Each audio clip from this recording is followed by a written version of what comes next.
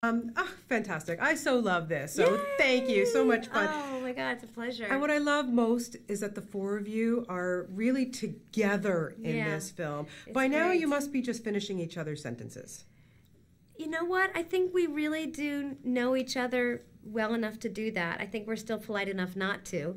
Although I think Kristen and I finish each other's sentences often. But this was probably the most wonderful experience we had as a cast together because we were away from our closest friends and family. We really lived together. We ate every single meal together. We stayed in one dressing room together. We slept on the same bed together. We ate the same meals. I know what everybody likes to eat at what time of day and how they like it fixed and who likes their meat rare and who wants a cheese sandwich and who wants mustard on the cheese and who wants to drink tea all day, Cynthia Nixon. And it's just, it was the best. I wouldn't have traded it for anything. And despite being away from home and my children, that was too long and much too much of a hardship, I wouldn't have done it with any other group of people. And was it kind of refreshing, too, that not being here in the city, whenever you're shooting in New York City, mobs, or as I say, gabillions of fans, but when you're there, not so many people know you. Look, we love being on the streets with people that are curious about what we're doing. I personally really, really love it. The paparazzi issue is something entirely separate, but it was nice to not worry about plot being revealed. We were in a country that had no interest in us, and really our job was to stay out of their way. I mean, they were in the middle of their lives and jobs and working, and we were in the souk and standing in front of their stalls and stopping business. So it was really our job to really kind of integrate into their lives, and they had little or no interest in us, and it was a virtue because it really allowed us to tell our story in an open environment and capture cinematically everything we wanted to on screen. So I think we were really lucky. Yeah, Michael Patrick King is such a fantastic, such a great writer, unbelievable. He's a really special person. Yeah, the lines in this movie are just like some of them you just howl out loud. But he obviously listens to the fans, me being one of them. And the first thing I said to him after talking to him in the first film was, "Aidan, where's Aidan?" He listens. He listens to the fans. Was it great to reunite with John Corbett? Oh my God. Oh my God. It was heaven. And I think what was so great about it, for all of us, is that he was, similar to Jennifer Hudson coming onto the movie last time, there was this fresh person who hadn't been down the trenches with us, And what was really, really, really special about what John did, and I can't say enough of how hard this is, he's been absent for 8 years, and he had 3 days to do this stuff. And Michael had written, in my opinion, some of the best scenes he's ever written in his life, as if he'd been writing Aidan for the last 10 years.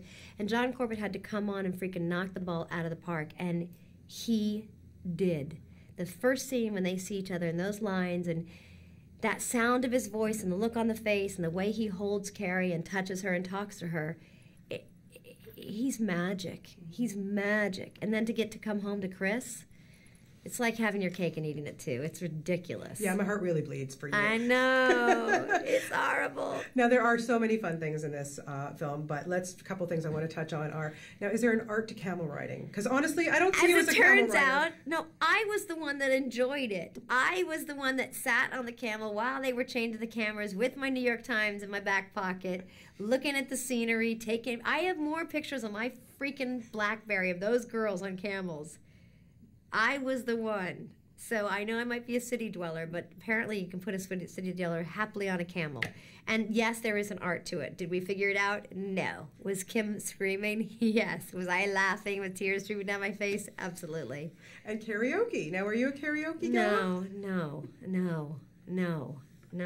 I find it incredibly depressing. Really, seriously, I find it really depressing. I don't know what it is.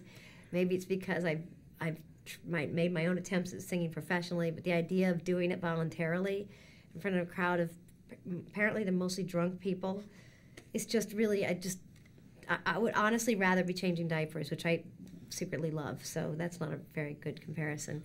And I like the dentist. I'd rather be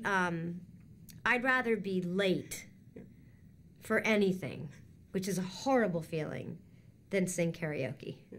I'm so with you on that. I really don't like it. Why is it so depressing? It is very sad. That's a whole other interview for sure. Sorry. Okay, now I would think, what I love also is that these issues are so real, and you're not trying to be 25 again. You're not well, constantly in your closet. I mean, you're in the closet, but not. No. But you're really dealing with things that you, as even Sarah Jessica Parker, can relate to.